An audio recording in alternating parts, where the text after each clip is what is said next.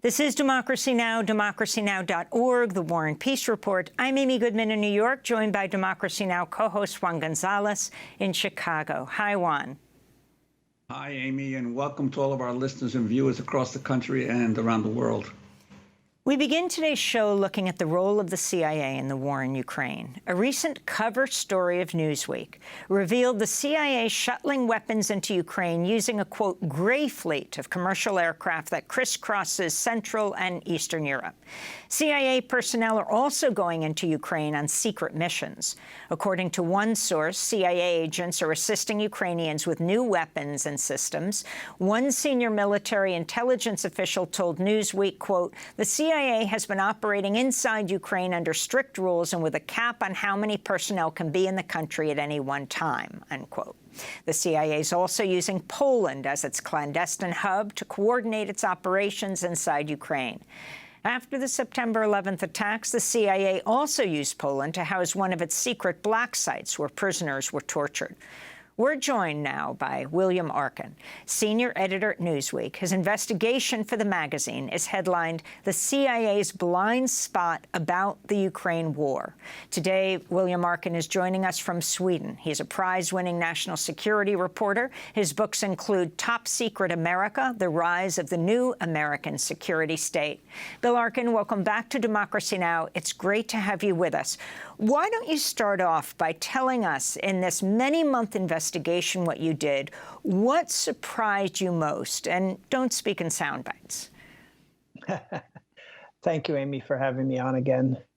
You know, I worked on this question of what the role of the CIA was in Ukraine, and I wanted to know particularly whether or not all of the Hollywood rumors surrounding the agency, its possible involvement in the attack on the Nord Stream pipelines, its possible involvement in other sabotage attacks inside Russia, a lot of the news that I was hearing about the presence of the CIA on the ground and its covert assistance. I wanted to know how much of it was true, and I went down this path to try to get to the truth.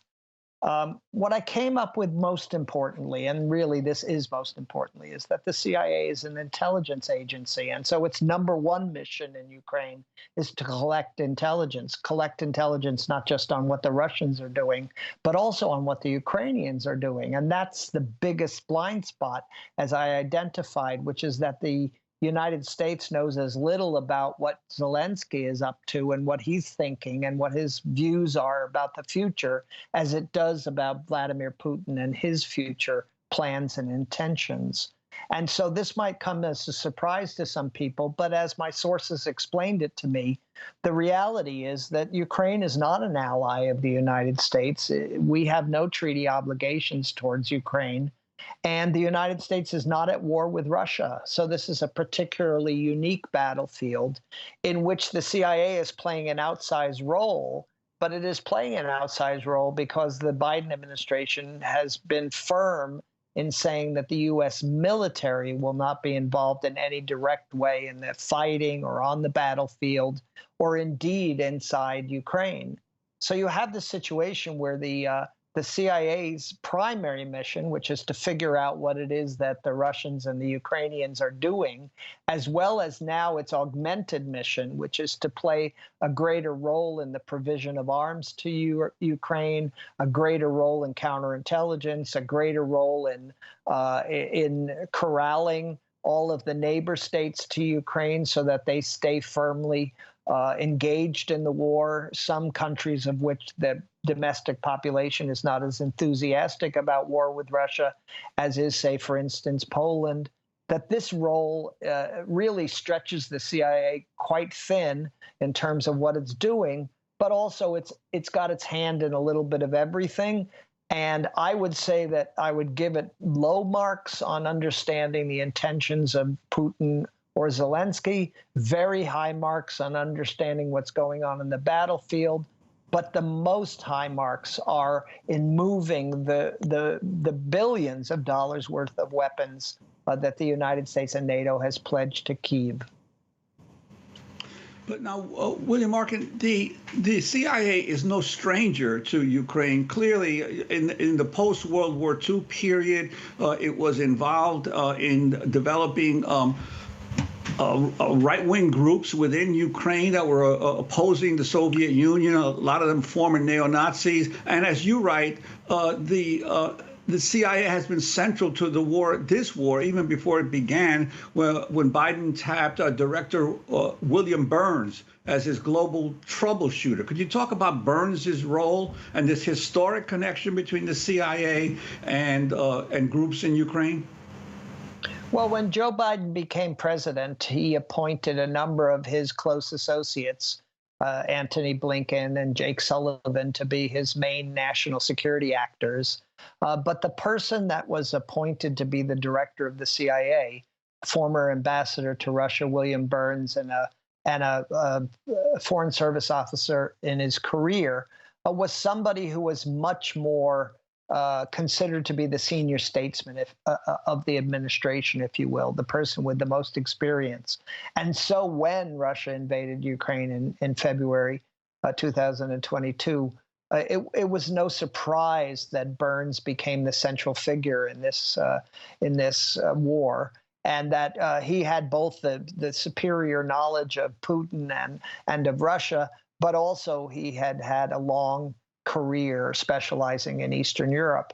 So when he was appointed, the Biden administration's back channel negotiator, diplomat, and main spy, it fell to him to handle relations with Kyiv. Remember, the U.S. embassy was closed for a long time. It fell to the CIA to handle the clandestine relations that existed with Poland and other countries, relationships which had been built up since 9/11 and since even the end of the Cold War.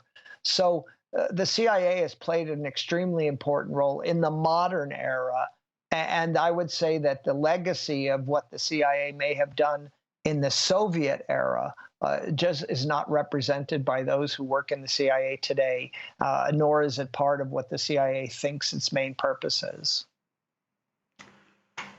And in terms of why the Biden administration has not insisted on more openness on the part of Ukraine's government, given the enormous amount of aid that the U.S. is giving, why hasn't it pressed President Zelensky to be more forthcoming about what Ukraine is doing?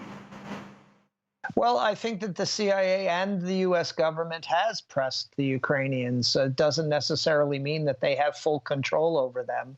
The reality is that the U.S.'s main objective and the Biden administration's supreme objective has always been to see that the war not be escalated, that the United States not be put into a situation where it's fighting against Russia directly.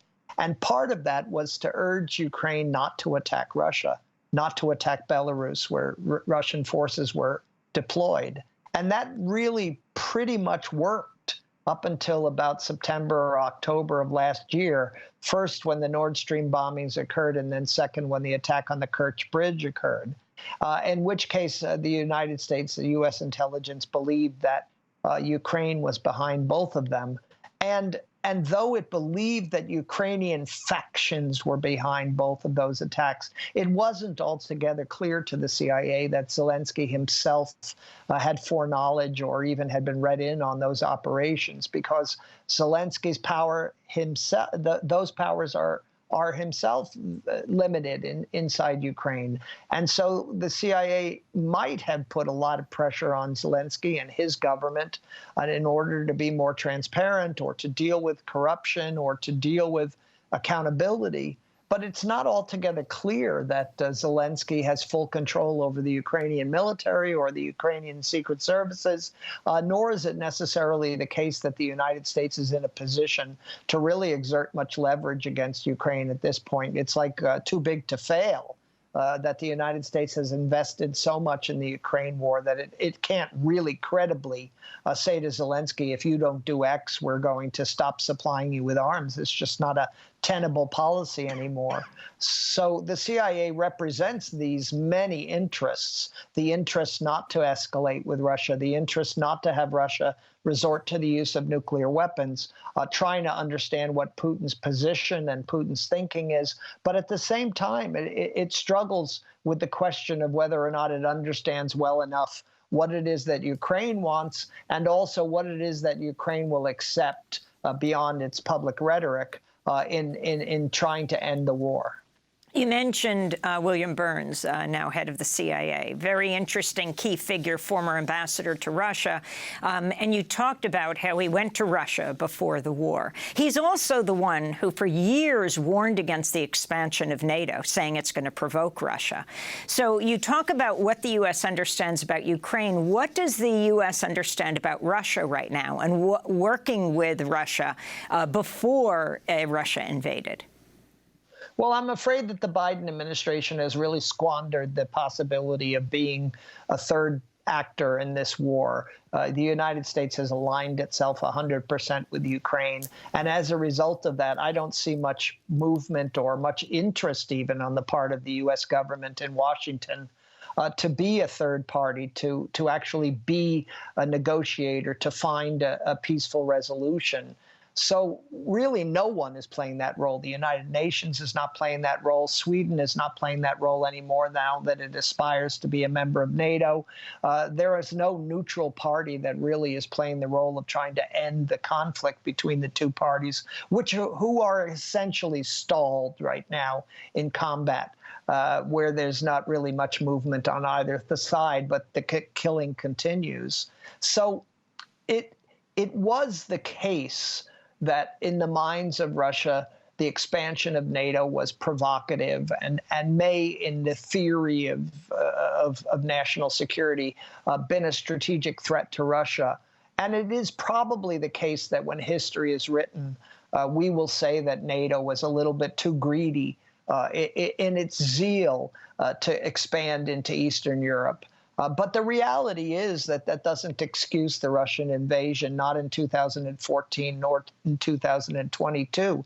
And the reality for the CIA is that they need to understand what Putin's intentions are, not only to understand the implications of Ukraine's actions, particularly its increasing actions in Crimea and across the border in Russia, but also to understand what it is that Putin will settle for as part of a settlement, and also what it is that Zelensky will settle for. So it's a tricky situation where I don't really have a lot of confidence that the CIA is fully on top of what either of these two leaders think.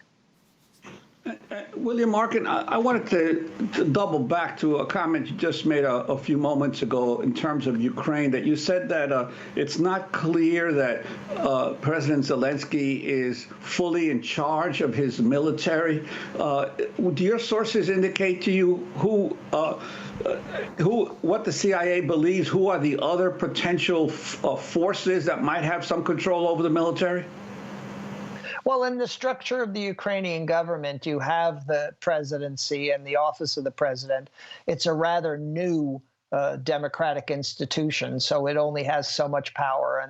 And during a war, that power is somewhat diminished. Then there's the military itself and its commander-in-chief, who is the most powerful actor in Ukrainian society today. But you also have the National Guard, and you have Ukrainian intelligence, and you have the Ukrainian secret agencies, including secret special operations forces. And it's not clear who indeed is in charge of all of them. My guess is that the commander-in-chief of the Ukrainian armed forces is nominally in charge. But there's also a desire, which my sources particularly highlighted, to sometimes for politicians and even for generals, not to know what's going on, because that gives them both plausible denial, but also allows them to speak honestly to U.S. leaders or to other NATO leaders, to be able to say that they are not clear as to what happened. So if the general in Ukraine or President Zelensky himself says, I don't know who attacked the Nord Stream pipeline, they want to be able to say it truthfully. And so sometimes they just don't want to know. They intentionally don't want to know. But the structure of the government and how the decision-making is actually working and what the power of these secret agencies are and how much they have and have not done inside Ukraine, well, that in itself is a bit of a mystery. It's not one that anyone has a clear understanding of.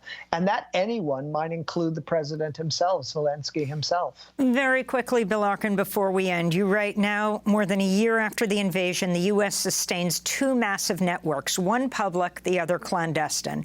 Ships deliver goods to ports in Belgium, the Netherlands, Germany, and Poland. Those supplies are moved by truck, train, and air to Ukraine. Clandestinely, though, a fleet of commercial aircraft, the Gray Fleet, crisscrosses Central and Eastern Europe, moving arms and supporting CIA operations. And you talk about the U.S.'s central base being in Poland. Now, the Biden administration asked you not to identify who the commercial airlines are and what exactly these networks are, and talk about their significance.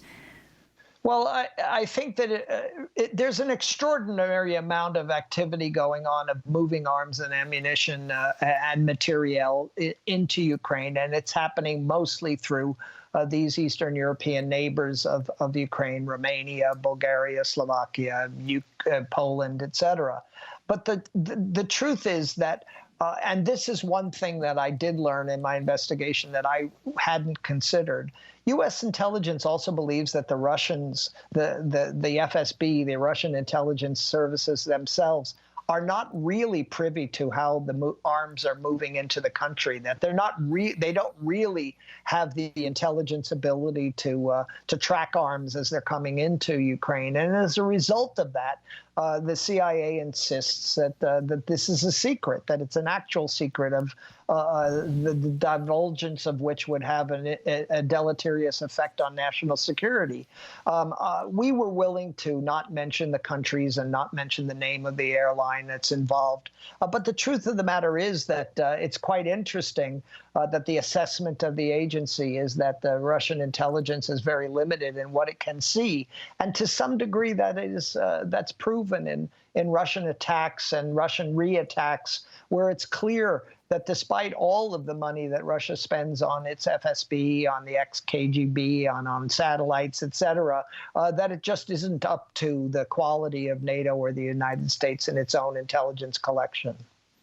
Well, William Arkin, we want to thank you for being with us, senior editor at Newsweek. We're going to link to your new investigation for the magazine, headlined "The CIA's Blind Spot About the Ukraine War." Bill Arkin was speaking to us from Sweden.